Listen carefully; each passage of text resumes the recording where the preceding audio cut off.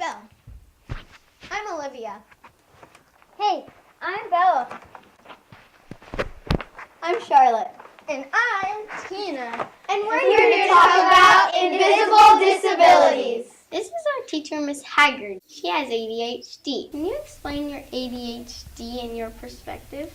As a child was something that didn't allow me to stay on task and focus in the classroom. I was in trouble a lot. I had a teacher in college who suggested possibly that I had ADHD just based on my characteristics. I did go to a doctor and I was diagnosed and have been learning how to regulate and deal with it. As a teacher, I feel it helps me because I'm kind of scatterbrained with the kids and I understand them, but also I can stay on task when I need to as well. Hi, I'm Bella, and this is Tommy. Tommy has autism. Can you explain your autism? My autism is called Asperger's syndrome. It makes it so I can remember things more easily. Also makes social situations harder. How do you think your life would be different if you didn't have autism? I don't think I'd be as smart. When were you first diagnosed with autism, and how did you feel? I think I was 9. I felt happy because I thought it was just a thing that makes me smart. I didn't really know about social awkwardness. Hello, my name is Belle, and I'm here to talk about another invisible disability called PTSD. PTSD stands for post-traumatic stress disorder.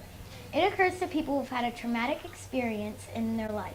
Veterans often get it, but it can also happen to people who've been in car crashes, had an abusive parent, and other traumatic experiences. It's possible for children to develop it as well. Having PTSD can cause lots of struggle. Certain words or actions can trigger it and put the person in a state of upset. Sadly, since this disorder has to do with the past, there's no way to fix it, but there are ways to make it better, such as therapy. Hello, this is Miss Dawson.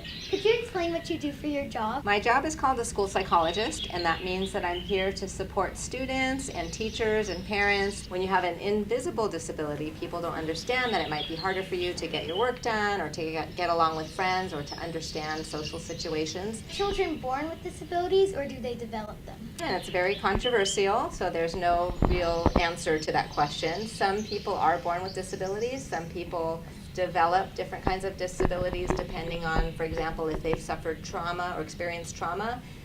They might have more trouble with dealing with their emotions, and they might have something like post-traumatic stress disorder, which is something that you can't see on the outside and is considered an invisible disability. So that's something they weren't born with, but maybe just through their experiences ended up having.